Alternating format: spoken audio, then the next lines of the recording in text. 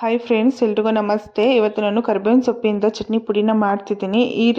ಈ ಚಟ್ನಿ ಪುಡಿ ಇಡ್ಲಿ, ದೋಸೆ ಹಾಗೆ ಬಿಸಿ ರೈಸ್ಗೆ ತುಂಬ ಚೆನ್ನಾಗಿರುತ್ತೆ. ನೀವು ಒಂದ್ಸಲಿ ಟ್ರೈ ಮಾಡಿ.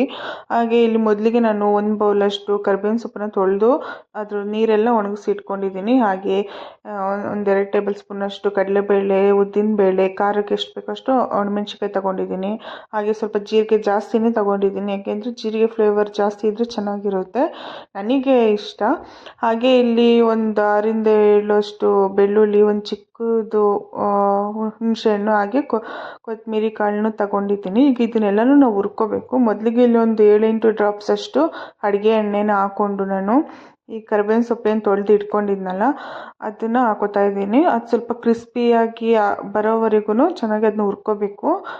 ಇದು ನೀವು ಲೋ ಫ್ಲೇಮಲ್ಲೇ ಇಟ್ಕೊಳ್ಳಿ, ಇಲ್ಲಾಂದರೆ ಫುಲ್ ಸೀದೋಗ್ಬಿಡುತ್ತೆ. ಈ ಥರ ಕ್ರಿಸ್ಪಿ ಆದಮೇಲೆ ಇದು ಸೈಡಿಗೆ ಎತ್ತಿಟ್ಕೋಬೇಕು.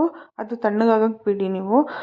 ಈಗ ಅದೇ ಬಾಣಲಿಗೆ ಇನ್ನೊಂದು 2 ಟೇಬಲ್ ಸ್ಪೂನಷ್ಟು ಅಂದರೆ ಡ್ರಾಪ್ಸಷ್ಟು ಎಣ್ಣೆ ಹಾಕ್ಕೊಂಡು ಕಡಲೆಬೇಳೆನ ಹಾಕ್ಕೊಂಡು ಅದು ಸ್ವಲ್ಪ ಬ್ರೌನ್ ಕಲರ್ ಬರೋವರೆಗೂ ಚೆನ್ನಾಗಿ ಹುರ್ಕೊಳ್ಳಿ. ನೀವು ಸ್ಟವ್ನ ಲೋ ಫ್ಲೇಮಲ್ಲಿ ಇಟ್ಕೊಂಡೆ ಎಲ್ಲನೂ ಹುರ್ಕೋಬೇಕು, ಹೈ ಫ್ಲೇಮಲ್ಲೆಲ್ಲ ಇಟ್ಕೋಬೇಡಿ. ಈಗ ಉದ್ದಿನಬೇಳೆನೂ ಹಾಕ್ಕೊಂಡು ಅದನ್ನೂ ಬ್ರೌನ್ ಕಲರ್ ಬರೋವರೆಗೂ ಹುರ್ಕೋತಾ ಇದ್ದೀನಿ. ಹಾಗೆ ಜೀರಿಗೆನೂ ಹಾಕ್ಕೊಂಡು ಹುರ್ಕೋತಾ ಇದ್ದೀನಿ. ಈ ರೆಸಿಪಿ ನಿಜವಾಗ್ಲೂ ಇದರಲ್ಲಿ ತುಂಬ ಹೆಲ್ತ್ ಬೆನಿಫಿಟ್ಸ್ ಇದೆ. ನಿಮಗೂ ಗೊತ್ತಿರುತ್ತೆ ಕರಿಬೇವಿನ ಸೊಪ್ಪಲ್ಲಿ ಎಷ್ಟೊಂದು ಹೆಲ್ತ್ ಬೆನಿಫಿಟ್ಸ್ ಇರುತ್ತೆ ಅಂತ. ಇವಾಗ ನಾನು ಖಾರಕ್ಕೆ ಎಷ್ಟು ಬೇಕಷ್ಟು ಒಣಮೆಣ್ಸಿಕಾಯಿ ಹಾಕೋತಾ ಇದ್ದೀನಿ. ನಾನು 6 ತೊಗೊಂಡಿದ್ದೆ, ಅದರಲ್ಲಿ 4 ಹಾಕ್ಕೊಂಡು ಹುರ್ಕೋತಾ ಇದ್ದೀನಿ. ಈಗ ಕೊತ್ತಂಬರಿ ಕಾಳನ್ನು ಹಾಕ್ಕೊಂಡು ಚೆನ್ನಾಗಿ ಇದನ್ನು ಹುರ್ಕೋಬೇಕು, ಚಿಟ್ಪಿಟ್ಟನವರೆಗೂ ಹುರ್ಕೋಬೇಕು. ಹಾಗೆ ಈ ರೆಸಿಪಿ ನಾನು ಹೇಳ್ತಿದ್ದೀನಲ್ಲ, ಬಿಸಿ ರೈಸಿಗೆ ತುಪ್ಪ ಹಾಕ್ಕೊಂಡು ತಿಂದಿದ್ರೆ ಸಾಕಾಗಿರುತ್ತೆ. ಹಾಗೆ ಇಡ್ಲಿ ದೋಸೆಗೂ ತುಂಬ ಚೆನ್ನಾಗಿರುತ್ತೆ. ನೀವು ಎತ್ತಿಟ್ಕೊಂಡ್ರೆ ಏನಾದರೂ ಅರ್ಜೆಂಟ್ ಇದ್ದಾಗ ನೀವು ಅದನ್ನ ಯೂಸ್ ಮಾಡ್ಕೋಬೋದು. ಮೊದಲಿಗೆ ಇಲ್ಲಿ ನಾನು ಕಾಳುಗಳನ್ನೆಲ್ಲ ಹುರಿದಿಟ್ಕೊಂಡಿದ್ನಲ್ವ, ಅದನ್ನು ಫಸ್ಟು ಮಿಕ್ಸಿ ಜಾರಿಗೆ ಹಾಕೋತಾ ಇದ್ದೀನಿ.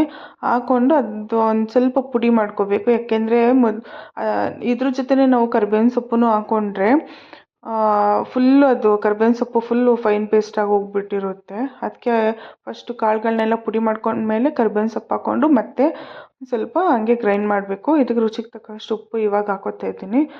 ನೋಡಿ, ಇನ್ನೂ ತರಿಯಾಗಿ ರುಬ್ಕೊಂಡ್ರೆ ಇನ್ನೂ ಟೇಸ್ಟಿಯಾಗಿರುತ್ತೆ. ನಾನು ಇಷ್ಟು ಒಂಥರ ಪೌಡರ್ ಥರ ಮಾಡ್ಕೊಬಿಟ್ಟಿದ್ದೆ. ಇದನ್ನೀಗ ನಾನು ಬಿಸಿ ರೈಸಿಗೆ ಸರ್ವ್ ಮಾಡ್ಕೊತಾ ಇದ್ದೀನಿ.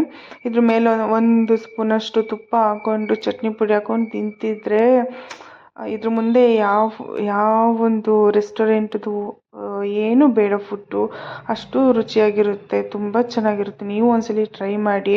ಹಾಗೆ ಹೇಗಿತ್ತು ಅಂತ ಅಂದ್ಬಿಟ್ಟು ಕಮೆಂಟ್ ಮಾಡಿ. ನನ್ನ ವಿಡಿಯೋ ನಿಮ್ಗೆ ಇಷ್ಟ ಆಗಿದ್ರೆ ದಯವಿಟ್ಟು ಲೈಕ್ ಮಾಡಿ, ಶೇರ್ ಮಾಡಿ, ಸಬ್ಸ್ಕ್ರೈಬ್ ಮಾಡಿ. Thank you.